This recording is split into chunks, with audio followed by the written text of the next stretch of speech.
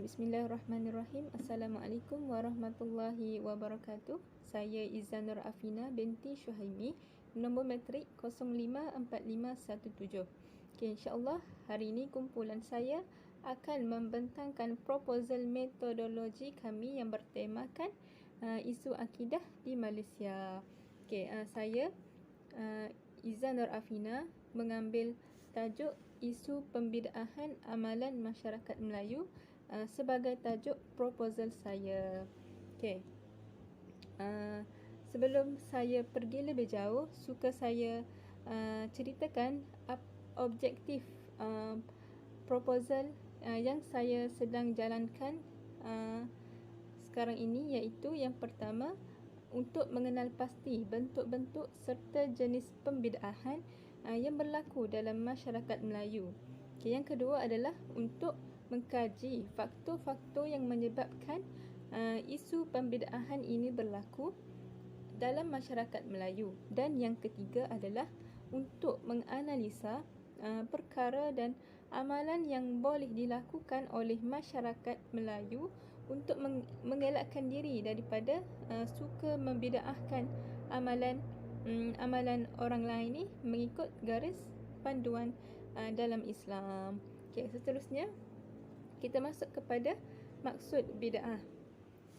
Istilah bid'ah ni berasal daripada perkataan bada'a yang membawa maksud mencipta sesuatu tanpa ada contoh sebelumnya. Imam Ibnu Hajar Al-Asqalani, Imam Ibnu Hajar Al-Haytami, Imam Ibnu Rajab dan beberapa imam lain lagi pula berpendapat bahawa bid'ah adalah sesuatu yang baru yang berlawanan dengan sunnah Rasulullah sallallahu alaihi wasallam. Imam Syafi'i, Imam Izzuddin Abdul Aziz bin Abdul Salam, Imam An-Nawawi dan beberapa lagi imam yang lainnya berpendapat bahawa bid'ah adalah sesuatu yang baru yang tidak ada dalam Al-Quran dan As-Sunnah. Beliau belum wujud serta belum berlaku pada zaman Rasulullah sallallahu alaihi wasallam. Tidak kira sama ada ia adalah sesuatu yang tercela dan dikeji ataupun sebaliknya. Seterusnya kita pergi kepada contoh-contoh amalan yang sering dibidaahkan dalam kalangan masyarakat Melayu. Yang pertama adalah amalan mencukur jambul bayi. Yang kedua adalah mengangkat kedua-dua tangan ketika berdoa selepas solat fardu. Yang ketiga adalah membaca surah Yasin pada setiap malam Jumaat. Yang keempat adalah kenduri arwah. Yang kelima adalah sambutan Maulid Nabi sallallahu alaihi wasallam. Yang keenam adalah bersalaman selepas solat fardu. Yang ketujuh adalah persandingan dan menepuk tawa pengantin. Dan yang ke-8 adalah bacaan Yasin dan solat sunat pada malam nisfu Sya'ban. Amalan ini dibidaahkan kerana Nabi Muhammad sallallahu alaihi wasallam serta para sahabat dan para tabi'in tidak melakukan amalan ini. Tetapi masyarakat sekarang ni boleh melakukan amalan ini selagi tidak bercanggah dengan hukum Allah dan syariat Islam. Seterusnya adalah punca berlakunya isu pembidaahan ini. Yang pertama adalah salah faham masyarakat Melayu masih wujud tentang konsep bid'ah itu sendiri. Hal ini kerana konsep bid'ah itu sangat luas dan mempunyai beberapa pembahagian dan jenis serta mempunyai pelbagai pendapat daripada para ulama di seluruh pelosok dunia. Hal ini secara tidak langsung akan mengelirukan para masyarakat dan menyebabkan masyarakat belum dapat menerima yang mana yang betul dan yang mana yang salah, serta yang mana boleh diikut dan yang mana tidak boleh diikut. Yang kedua adalah kelemahan masyarakat dalam mengenali maksud sunnah dengan cara yang sebenar. menjadikan keadaan perselisihan mereka bertambah buruk dan perlu diatasi.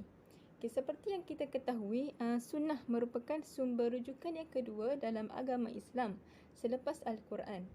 Apa yang terkandung dalam sunnah merupakan segala perbuatan atau amalan, ucapan serta perakuan daripada Rasulullah sallallahu alaihi wasallam sendiri.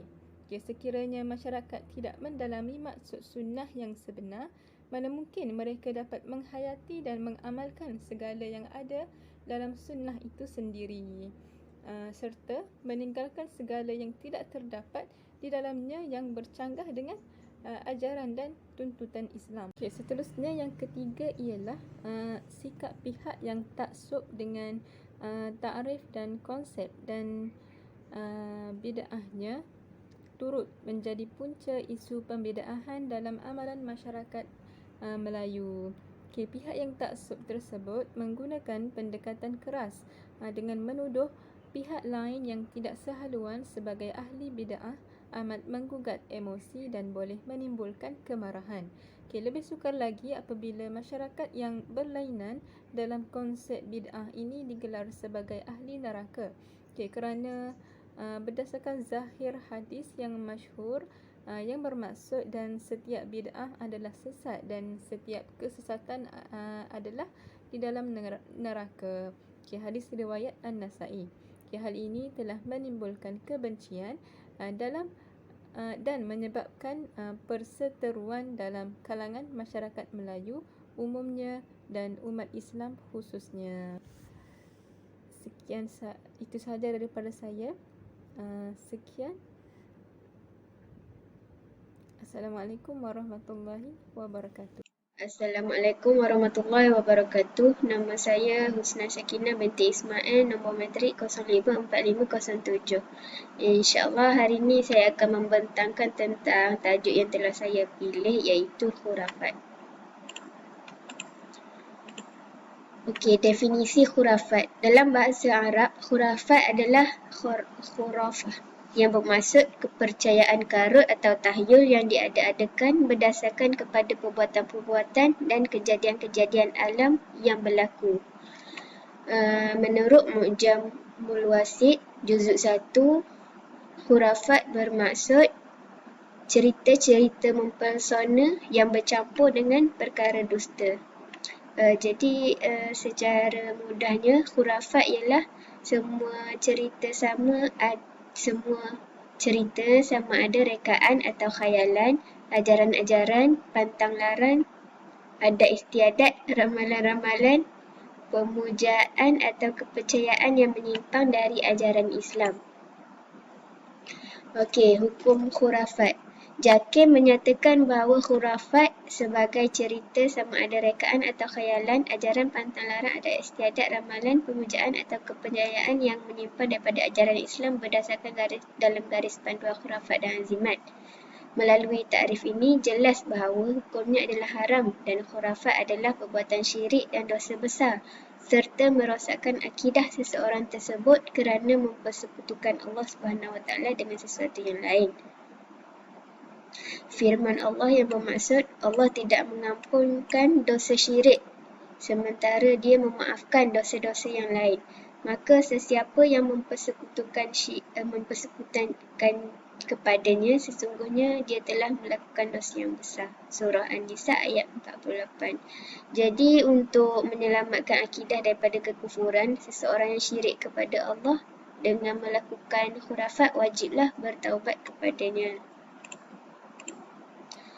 Okey, faktor berlakunya amalan khurafat. Yang pertama adalah kejahilan. Menurut ilmu adalah wajib bagi setiap Muslim disebabkan oleh kurangnya. Menuntut ilmu wajib bagi setiap Muslim. Disebabkan kurang ilmu menyebabkan seseorang itu boleh cenderung kepada amalan khurafat dan syirik. Yang kedua, kepentingan peribadi. Bila seseorang tu ingin mendapatkan sesuatu kepentingan duniawi, dia sanggup untuk menggadaikan akidah dan agama. Yang ketiga, niat yang jahat. Penyakit hati yang ada dalam diri menyebabkan yang sekiranya ada pergaduhan menjadikan seseorang yang kotor hatinya mempunyai niat yang jahat dan menjerumuskan diri dalam perbuatan syirik. Yang keempat, lemah iman dan jiwa.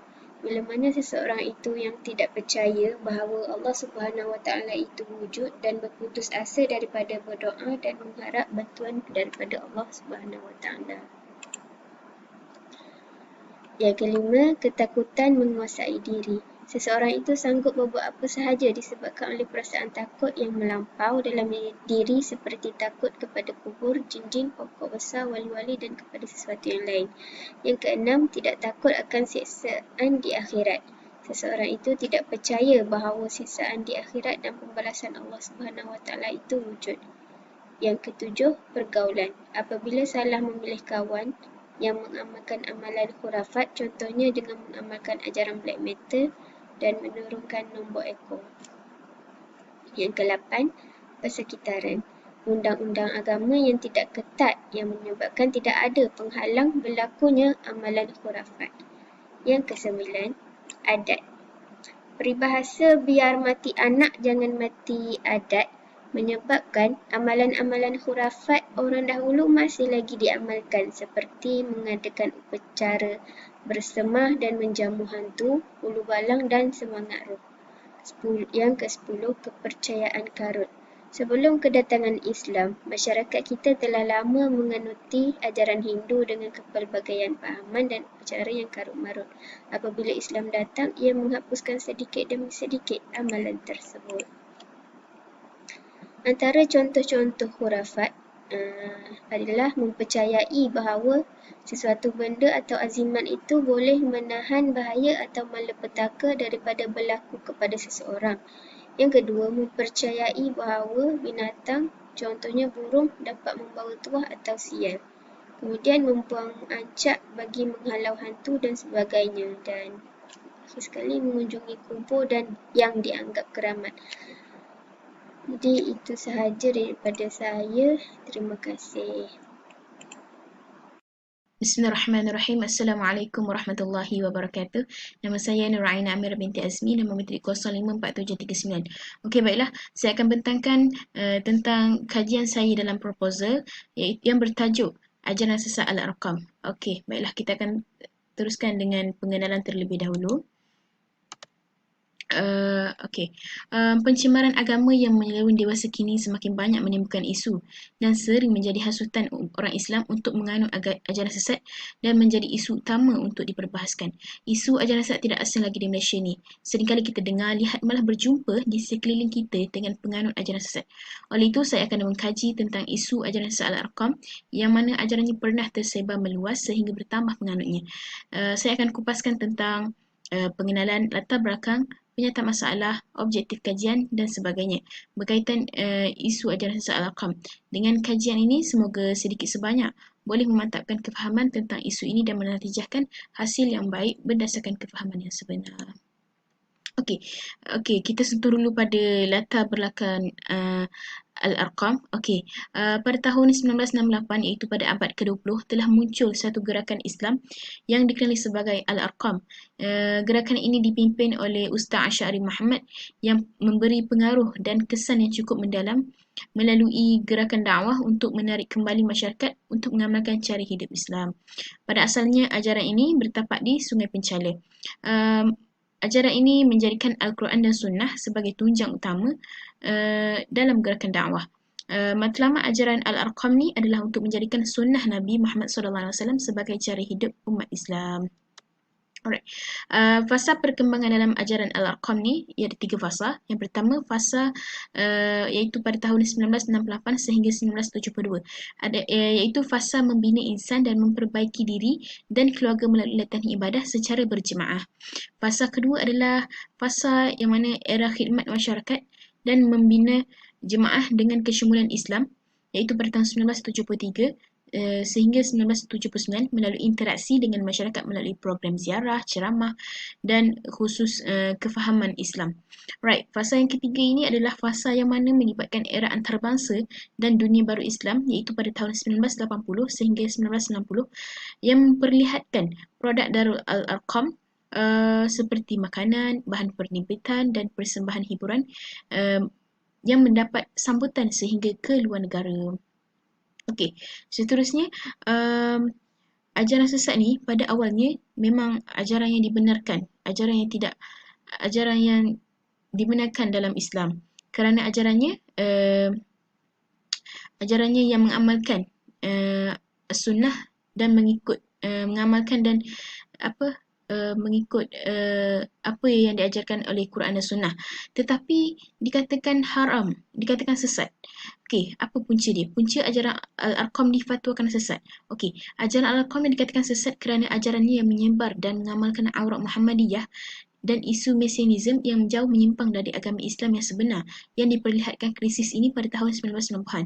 Pada tahun 1994, Majlis Fatwa Kebangsaan telah mengumumkan pengharaman menyeluruh ke atas semua aktiviti Darul Arqam, termasuk kegiatan menyebarkan aurat Muhammadiyah, sekolah, perkampungan, entiti perniagaan dan sebagainya. Okey. Okey, apa itu aurat Muhammadiyah yang dikatakan sesat, yang dibawa oleh Al-Arqam? Okey, aurat Muhammadiyah ni adalah sebahagian daripada amalan yang difatwakan menyeleweng dari pertubuhan Darul Al-Arqam. Okey, aurat Muhammadiyah ni ialah bacaan tertentu yang dijadikan wirid atau amalan setiap kali selepas solat fardu yang mengandungi ayat-ayat Al-Quran dan juga selawat. Ia dimulakan dengan bertawassul kepada Nabi Muhammad SAW, kepada keluarga baginda, sahabat-sahabat dan lain-lainnya. Kemudian kepada Abuya, iaitu Asy'ari Muhammad, dan kepada Syekh. Okey, yang terakhir inilah yang membuatkan kumpulan Al-Arqam ni dikatakan sesat, kerana tawassul tu akhirnya ditawassulkan kepada pimpinan dia tu, iaitu Asy'ari Muhammad. Okey, jadi itu saja daripada saya. Assalamualaikum warahmatullahi wabarakatuh.